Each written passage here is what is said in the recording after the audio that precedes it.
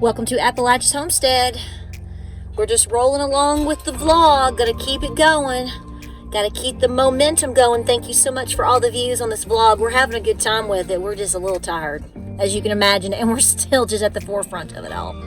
Headed to the house. We got major work going on. Wait till you see it. Wait till you see.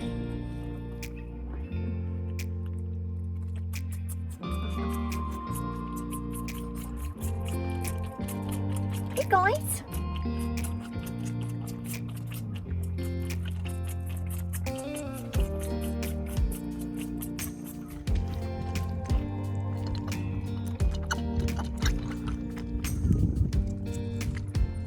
Okay, we can't leave this part of the story out. So if you follow our vlog, this is going to be vlog 4. Last vlog, vlog 3, I talk about and show you how I got the cedar chest of my third great-grandmother and this World War I picture with my great-great-grandfather in it, her son. And I also got a box of Bibles and a rolling pin. So they're all here at the house. And we were here last night, and I was taking a few minutes to kind of nose through the Bibles, see names and family listings and all of that, because I love ancestry. You know, I love all of this, genealogy, and whether it confirms or adds to all the information I already have. So I was sitting down right over here, I'll show you, and I opened up one of the Bibles and I found something. So I have a box of Bibles and they're all different, and each of them have different information in them. And I was looking through this one, I was just thumbing through it. You know how you just thumb through it? And I stumbled across something. So to keep it short and sweet, this is the obituary of my great-great-grandfather, the one that is in the picture over here at Camp Gordon. I'd never seen this obituary. Absolutely astonished to even find it. And it was in the Bible, perfectly preserved since the 1950s, and it fell out in my lap. So I was just sitting here going through, there's the rolling pin, there's the Bibles, here's this Bible, and he shows up. So I called my Nana and she was like, what? Do what? And I said, yeah. I said, there it is. So I'm going to have to make some copies, clearly, and I'm going to probably frame this. I may, I don't know if I should laminate it or what I should do, but it was a real big, serious moment of silence here in the home. So if there's one thing I know in this life, there are no coincidences. You are who you are for a reason. You are doing what you're doing for a reason. People are doing or behaving or not behaving accordingly or something for a reason. Nothing in life is a coincidence, and you have to trust that. And I know they're letting me know that they're happy that I'm here. And this is heavy. Okay, gotta pack up. On the road again. Just can't wait to get on the road again. Okay. I'm gonna let big guy here talk while I show you what we're doing in the house. So you know what to do if you have this problem. We had some water get into the house. This has obviously got a basement. Water usually doesn't get into the house, but Tennessee is not having a normal year again with rain. Clearly not with tornadoes, by the way. Thank you for all the prayers for Tennessee. We have something special coming up about that. Hang tight. But we're not having normal weather patterns. We haven't for about 2 years. I mean, everybody's flooded. So we addressed this, and I'm going to show it to you, and I'm going to let him tell you. Honey, take charge. I'm just going to be the camera girl, honey. You talk.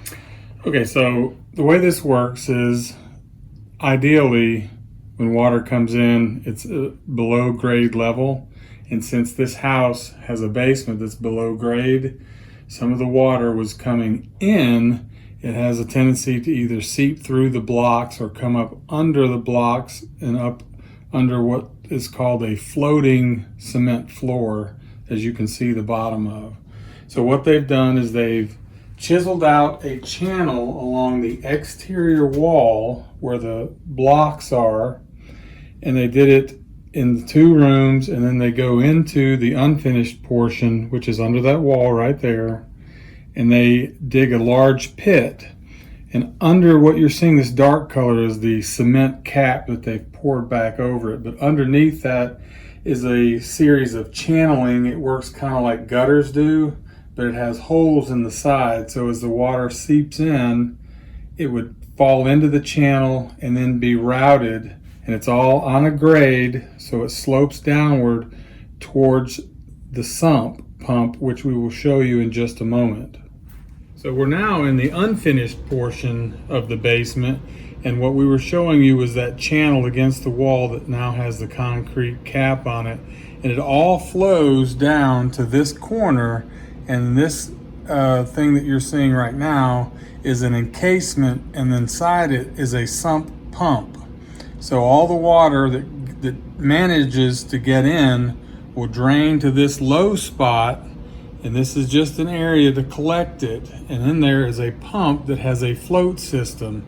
And as the water rises, the float rises, it turns the pump on, the pump pumps the water up out of the sump pit, through this sections of piping, down the wall, through the exterior of the wall, where they dug a trench in the yard, and this piping goes out into that trench away from the house and discharges. So that system that is installed basically catches any water, drains it to a sump, and pumps it and gets it out away from the home. That was a good explanation, honey. Maybe you should have a YouTube channel. No, I'm not pretty enough.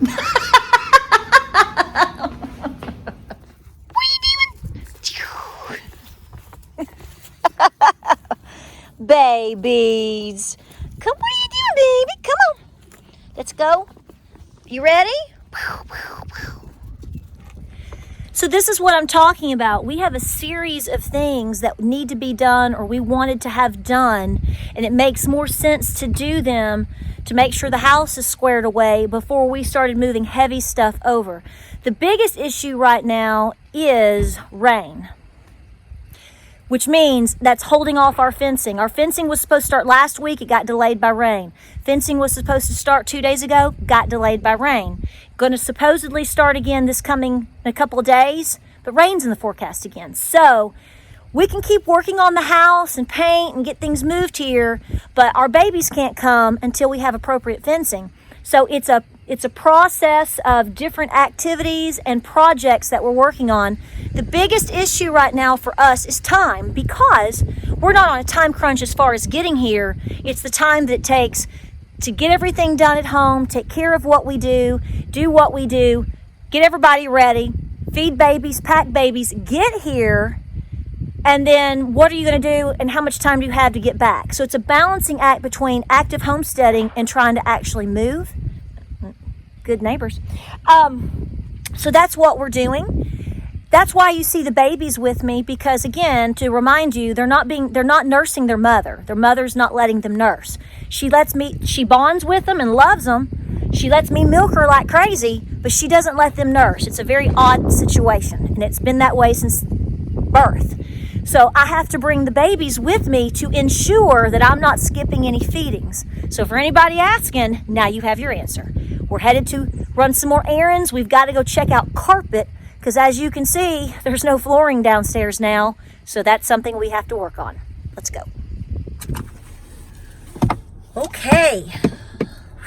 Got through all the traffic that I'm not used to here in Knoxville. So we're going to go into Broadway carpet. We've used them before a long time ago in the past, and they were recommended, and that they will come out to all the way where we live, and they can service that area. So I'm just going to look around and see what they've got. Maybe I'll get a quote. I'm not sure exactly what we're doing. I have an idea of what I want to do in several different areas, but I haven't done this in so long, I don't know. So let's find out.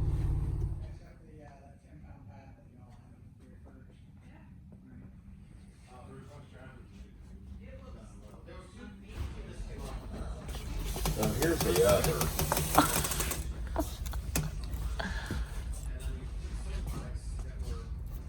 And it's a plush commercial carpet that can be glued down. But he nailed one of these to the very bottom of the floor. Yeah. Just like this. Boom, boom, boom, boom, Yeah. boom, all the way down through there.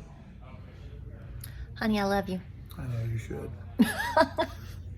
I should. Yeah, you should. What? Because I'm awesome.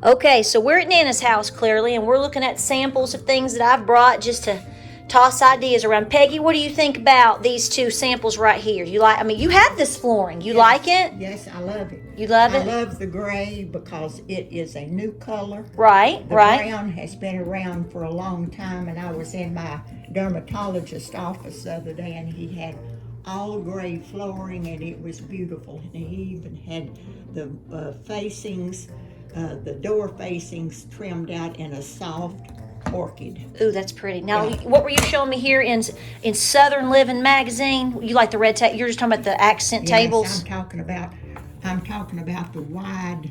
Oh, The wide striped paint. stripes. And then they've got the white to match the stripes, but then they've got an off color. They've got a bright orangey red table. You know what would be pretty in here too? I think, what if you did like something like this with kind of a cream and gray, and then you had like gray flooring with it? That would be pretty. Pretty accent. I think so That would too. be pretty.